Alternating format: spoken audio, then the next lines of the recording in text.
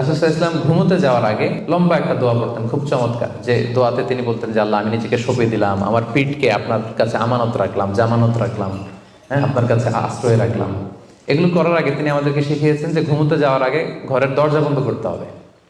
কি করতে হবে? দরজা বন্ধ করতে হবে। এরপর তিনি শিখিয়েছেন যে বিছানায় যাবা, বিছানা ঝাড়তে হবে। বিছানা ঝাড়ার সুন্নাহ, বুঝতে পেরেছেন?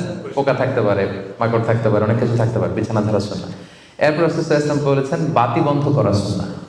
এখন তো বাতি নেই, এখন লাইটের সুইচ আপনি অফ করবেন। তাহলে আগে আপনি দরজা জানালা বন্ধ করলেন, বিছানা ঝাড়লেন, এরপর বাতি বন্ধ করবেন, এরপরে তাওয়াক্কুলে যাবেন। এরপর উনি শুয়ে তাওয়াক্কুল করে কি পড়তেন দেখেন, তিনি পড়তেন আল্লাহুম্মা ইন্নী আসলামতু ওয়াজহি ইলাইক ওয়া ফাওয়াদতু আমরি ইলাইক ওয়া আলজা'তু যহরি ইলাইক রাগবাতান ওয়া রাহবাতান ইলাইক লা মালজা'a ওয়া লা মানজা'a মিন্না ইল্লা ইলাইক আল্লাহুম্মা আমানতু বিকিতাবিকাল্লাযী আনজালতা ওয়া নাবিয়্যিকাল্লাযী আরসালতা